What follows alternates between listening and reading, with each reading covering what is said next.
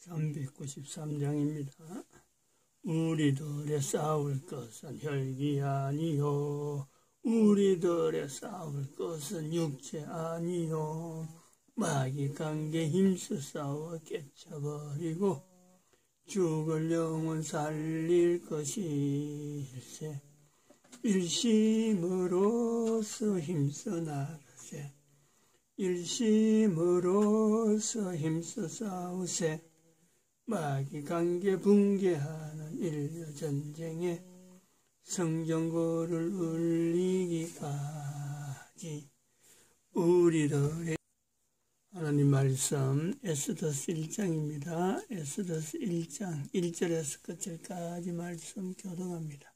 1절 말씀 제가 먼저 받들어 봉독드립니다.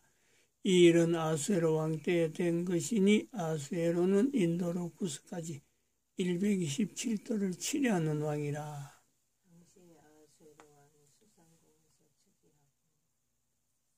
너희가 하나님의 성전인 것과 하나님의 성령이 너희 안에 거하시는 것을 알지 못하느냐. 모든 정사와 권세와 능력과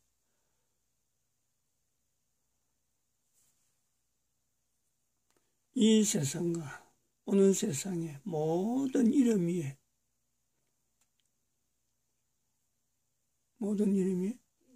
뛰어나게 하시고 또 만물을 그 발 아래 복종하게 하시고 그를 만물 위에 교회의 머리로 주셨느니라. 교회는 그의 몸이니 만물 안에서 만물을 충만케 하시는 자의 충만이니라. 평강의 하나님이 친히 너희로 온전히 거룩하게 하시고 또 너희 온 영과 혼과 몸이 우리 주 예수 그리스도 강림하실 때에 흠없게 보존되기를 원하노라. 너희를 부으시는 이는 미쁘시니 그가 또한 이루시리라.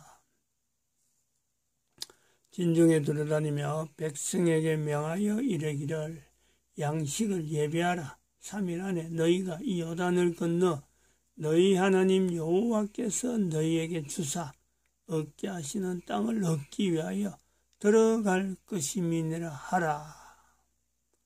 항상 우리를 그리스도 안에서 이기게 하시고 우리로 말미암아 각처에서 그리스도를 아는 냄새를 나타내시는 하나님께 감사하노라. 너는 하나님과 화목하고 평안하라. 그리하면 복이 내게 임하리라. 너는 범사의 하나님을 인정하라. 그리하면 내 길을 지도하시리라.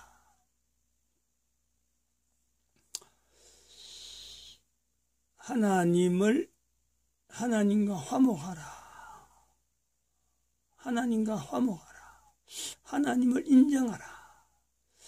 저는 이 구절을 처음에 성경에서 이렇게 따올 때 물론 그때는 뭐 해석하고 뭐 이런 것보다도 애 이름 짓기 위해서 애 이름 짓기 전에 화목하라 하는 말을 이래 들을 때는 그랬습니다. 하나님과 화목하지 않고 사는 인간이 있을까 이래 생각했죠.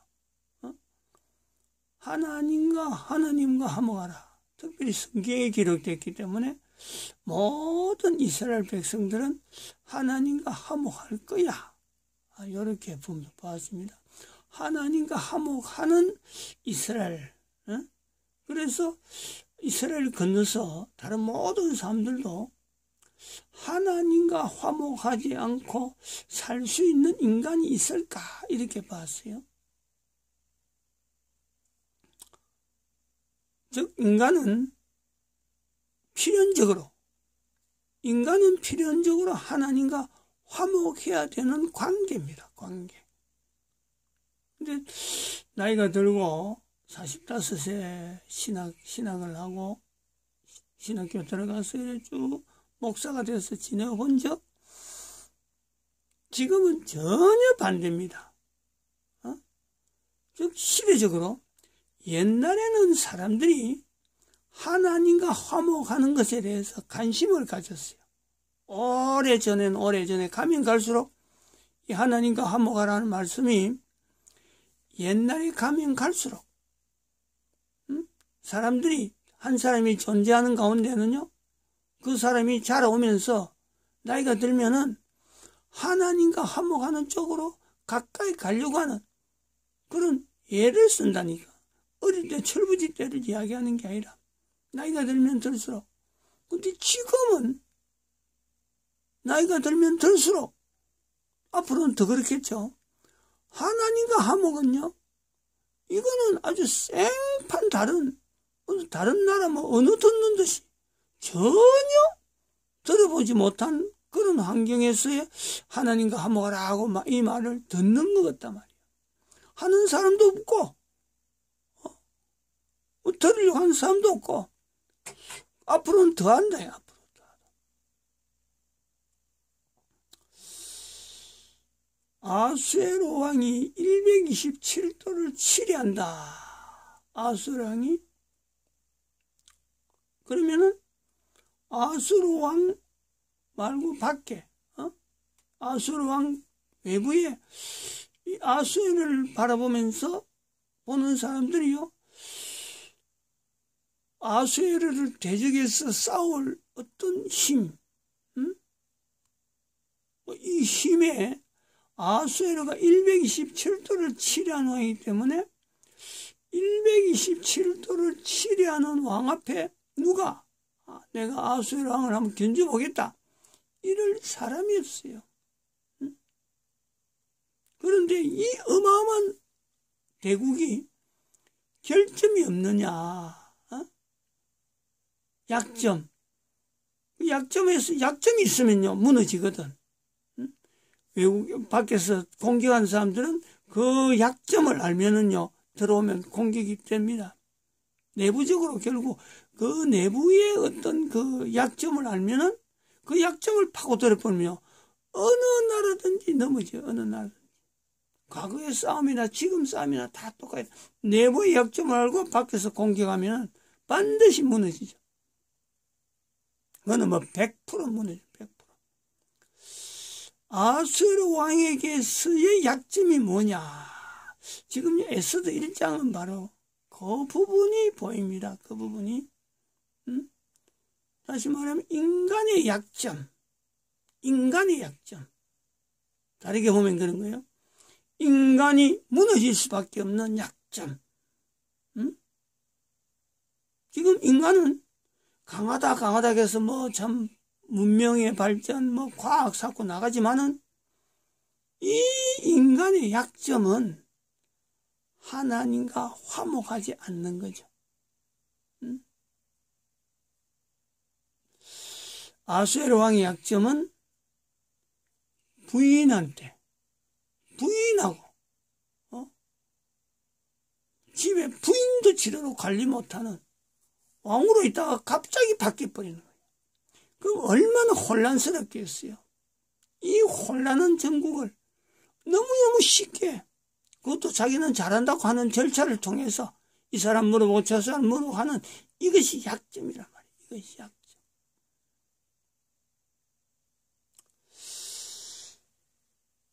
대한민국이라고 하는 나라, 망했다라는 분명한 언급이 있는 이 대한민국입니다.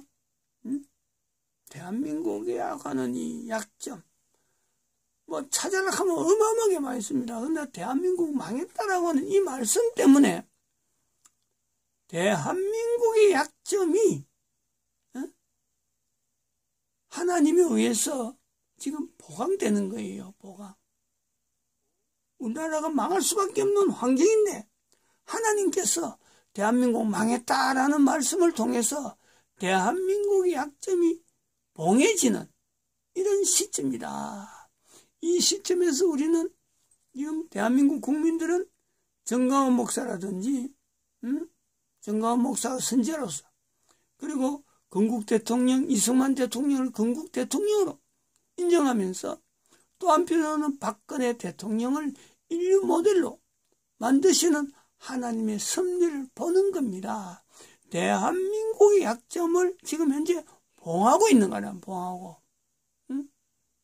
그래서 에스더서에 있는 불임절이라 하는 이 어마어마한 사건을 대한민국에 다시 일으키는 그런 역사예요. 그래서 그 내용이 만주 땅을 회복하는 지금의 이 어려운 환경은 대한민국을 통해서 만주 땅을 회복하게 하기 위해서 중국의 붕괴, 미국의 약화되는 이스라엘의 그야말로 성경 밖에 있는 위치에로 내려가는 그 이스라엘을 이렇게 미국, 이스라엘, 대한민국 이 세 축을 가지고 예수 그리스도 오실 때까지 하나님이 쓰시는 도구로 쓰려고 하는 그 위치에 있다. 이렇게 보려고 하는 것이 여기의 시각입니다. 지난 시간에 우리가 봤던 이충근 박사의 이승만 박정희 대통령의 건국과 부국강병 일부의 세 번째입니다. 한번 들어보시죠. 단어는 yes. 이승만이 그러던 사람입니다. 6.25가 딱 났어요. 그날 새벽에 6월 26일 날 새벽입니다. 6월 25일 날 전쟁 나고 이승만 대통령이 너무 화가 펄펄 났습니다. 야, 전화 걸어. 그래서 동경에다 전화 걸었습니다. 새벽 3시에. 메가더 장군 자고 있는 때죠. 거기 보좌관이 주무십니다. 야, 전화 바꿔. 야, 주무십니다. 전화 바꾸라니까 영어로 소리 질러가지고 메가더 장군 딱 받았습니다. 당신 내가 뭘 했어? 미군 출사하면 전쟁 난다고 그랬지? 어떡할 거야? 책임져. 참 그 순간에 그런 대통령이 있다는 사실이 그 문장 읽어보면은 공부하면서 읽지만은 참 감동이 듭니다. 이 순간에 저런 사람이 있었구나 하는 그 요소요소에 그 참 유능한 사람이 있었던 것이죠. 한국 건국하기 전에 제가 강의할 때 저 건물을 대학생들한테 저게 뭐냐 그랬더니 다 알아요. 독립문이라고 다 압니다. 누구한테 독립하려고 만든 문이야 그러면 다 모릅니다. 놀랬어요. 다 아십니까? 어느 나라부터 독립하고 싶어서 저거 만들었습니까? 청나라입니다. 청나라. 일본이라고 대답하는 학생들이 제일 많고 미국이라고 대답하는 애들도 좀 있어요. 이화여대도 그런데 서울대학에서도 제가 놀랐습니다. 제가 북한 정치론이라는 과목을 가르칠 때 그냥 재미삼아서 야 이거 독립문인데 누구로부터 독립하려고 그랬죠? 그랬더니 한 여학생이 모기 같은 소리로 혹시 청나라 아니에요? 그러길래 무슨 과요? 그랬더니 역사과더라고요. 참 이거 안 배웁니다. 저것도 안 배우고 또 우리나라 현대사도 지금 막 다 틀리고 그래서 지금 우리가 잘 모르는데 저기 그 독립문이라고 이렇게 현판 써 있는 거 이거 누가 썼는지 혹시 아시나요? 독립문이라고 누가 썼는지? 이완용이 썼습니다. 이완용이 썼대요. 이완용이가 우리나라 친일파의 왕초죠. 제가 이완용이를 열심히 공부하는 사람한테 책을 다 읽었어서 그냥 얘기를 듣는데 듣고 또 놀란 게 하나 있습니다. 이완용이 일본말을 전혀 못해가지고 이등병문하고 만나가지고 뭐로 대화하는 줄 아세요? 영어로. 영어를 그때 했단 말이야. 그 사람이. 대한민국 최고의 지식인이었고 독립협회 회원이었습니다. 그런데 오늘 만약 대한민국이 멸망하면 누구 책임인가요? 한 사람 이름 들면은. 대통령 책임이죠? 근데 왜 우리나라는 일본한테 나라 뺏긴 거를 저 사람 책임이라고 하는지 너무나도 궁금해요. 왜 국무총리 책임입니까? 대통령 책임이 아니고. 국무총리가 대통령을 가로지르고 한 모양이죠? 전제군주 시대 때 어떻게 그렇게 할 수 있어요? 고종은 왜 책임에서 면해졌어요? 오히려 고종은 훌륭한 왕이라고 그런다면요, 요새. 그쪽 훌륭한 왕으로 만드는 연구가 진행된다면요. 나라를 잃은 사람인데. 그래서 역사 공부 우리가 다시 정말 못난 것도 역사입니다. 못난 것도. 잘난 것도 물론 역사지만은 그런 거 다시 공부를 해야 된다는 그런 생각이 듭니다. 이승만 대통령에 대한 책을 우리 목사님이 이 책을 쓰신 건 아니고 기왕에 나와 있던 한 이승만에 대한 책 한 50권 정도를 전부 다 섞어가지고 그라인데도 넣고 다 섞은 다음에 나온 가루만 가지고 한 거래요. 그래서 어떤 교수님이 이제 썼는데 이승만이 분노가 이제 대한민국 건국의 기초가 됐습니다. 왕정, 전제주의에 대한 분노, 일본에 대한 분노, 공산주의에 대한 분노, 놀랍게도 미국에 대한 분노도 있습니다. 야, 이것들이 우리의 자기 이익만 찾는 녀석들이 하는 그런 분노가 있습니다. 그리고 가난에 대한 분노. 이것으로서 이제 이거 분노를 넘어서 이제 나라를 건설했는데 그 건설의 이념은 자유민주주의하고 기독교 정신이었다는 그 얘기입니다. 그래서 이 사람 그 건국이 기독교 입국론이라고 이렇게 나오죠. 그래서 우리가 국제정치학적으로 보면은 이승만 대통령이 나라 만들었을 때 세계지도는 이 모습입니다. 다 빨간 거고 요 남한만 파란 거예요. 이거는 물리학적으로 버틴다는 것이 거의 맞지 않는 얘기입니다. 저기도 빨간 거가 되는 게 맞는 거예요. 힘의 논리에 의하면은. 근데 저거를 지금 버텨냈고 그 사이에 러시아 망했고 중국도 변질되었고 뭐 월남도 변질되었고 전 세계가 푸르크름한 색으로 바뀌었다는 그 얘기입니다. 그래서 우리가 북한을 파란색으로 만들 확률이 압도적으로 높게 되었다 했는데 그래서 이제 이 사이의 역사를 뭐 그냥 보는 사람이 기적이다 이런 말 많이 쓰죠. 대한민국 건국 자체가 기적이다라고 쓰는데 우리나라 사람들 공부할 때 우리나라 젊은 사람들한테 물어보면은 정읍발언에 대해서 아는 사람이 많습니다. 정읍발언. 야, 너 그것도 다 아니? 예, 정읍발언 저 이승만이가 말이죠. 나라를 분단시킨 발언 아니겠어요? 6.25가 언제 난지도 모르는 사람이 정읍발언을 합니다. 그러니까 또 중요하고 그 순서가 있잖아요. 큰 거 작은 건데 큰 걸 먼저 하고 작은 거 나중에 알아야 되는데 정읍발언이라는 조그만 걸 알아요. 큰 걸 모르는 사람들이. 왜? 그렇게 가리키거든. 이승만이가 정읍에서 말이야 1946년 6월 3일 날 남북한 전체가 아니라 남한이라도 정부를 만들어야 된대. 만들지 않으면 안 돼. 그래서 남한의 정부가 생기는 바람에 이 나라가 분단된 거야 라고 배웠습니다. 학생들이. 그래서 정읍발언을 알아요. 그런데 역사는 결국은 진실이 나오죠. 1993년에 그때 이제 소련이 망했습니다. 소련이 망하고서 소련이 망하니까 그 역사적인 비밀 자료들을 팔아먹습니다. 제가 그 세종연구소에 있을 때 소련 자료 돈 주고 많이 사왔습니다. 이 비밀 자료는 뭐 30년, 뭐 50년 있다가 푸는데 급하니까 막 파는 거예요.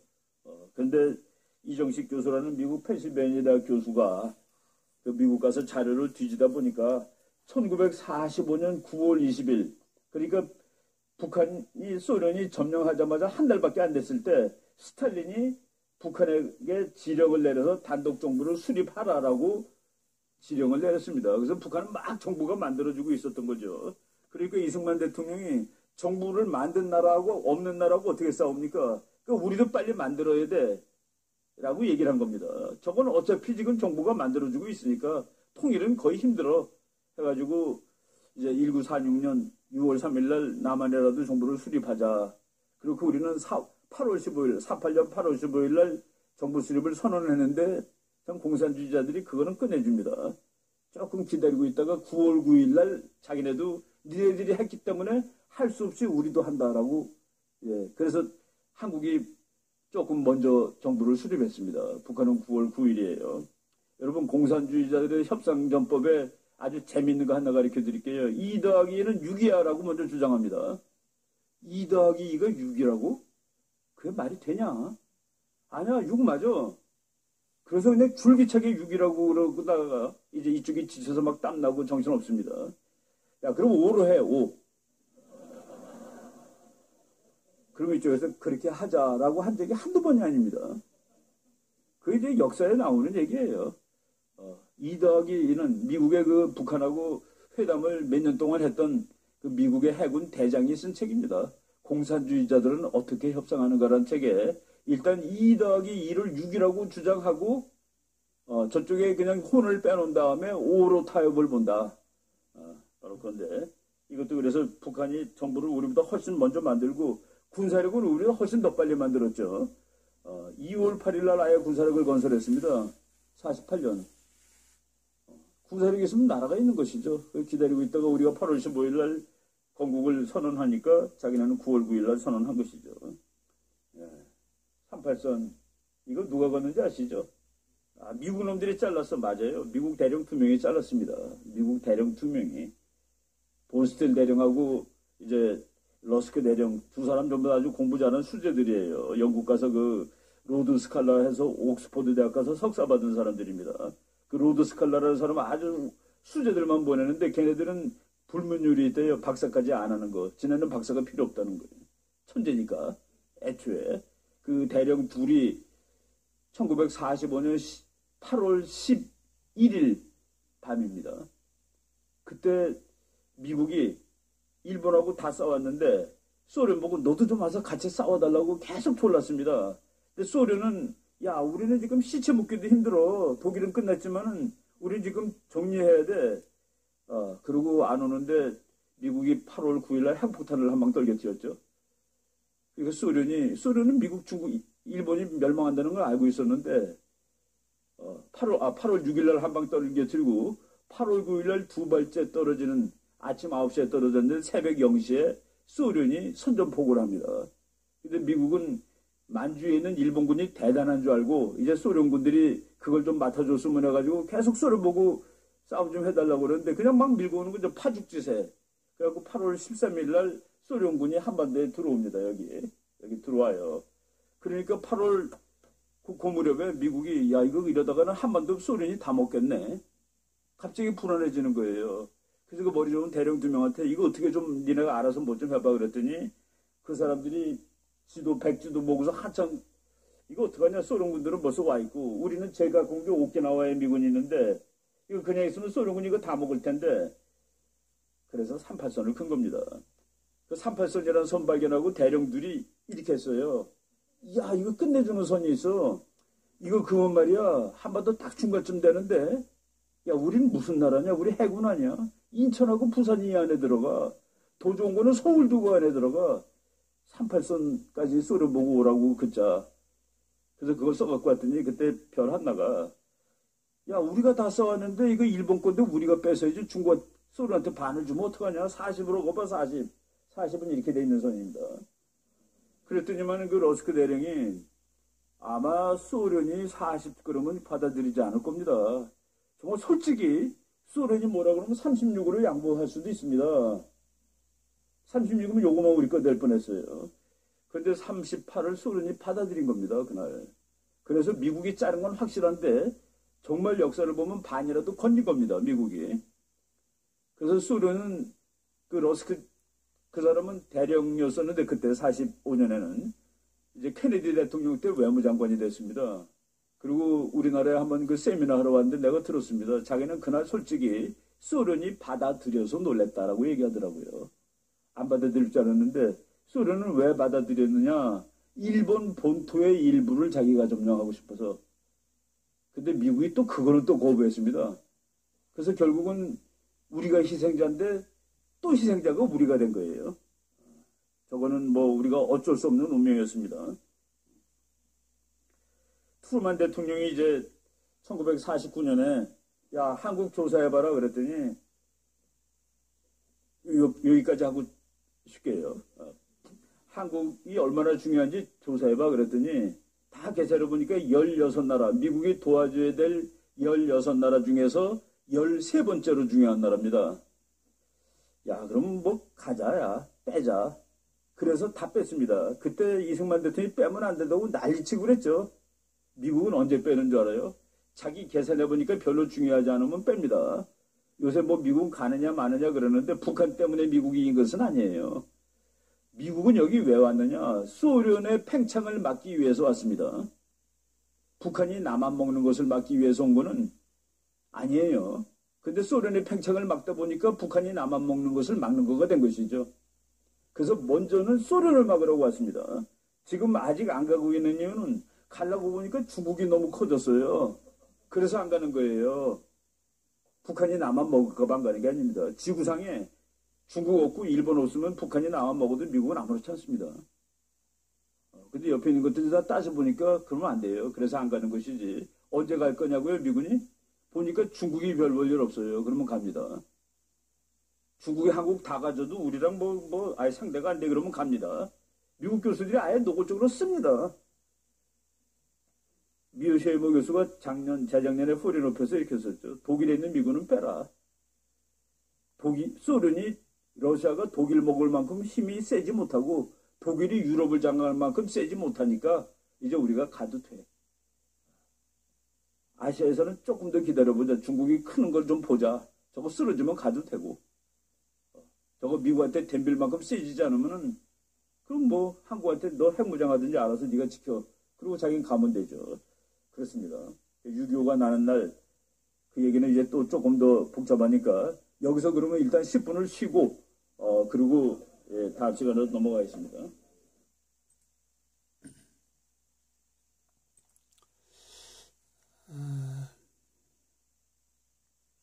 이야기 듣다 보니 너무 집중해가지고 제가 할 말을 좀 잊었습니다. 일단은 마치겠습니다. 기도드립니다.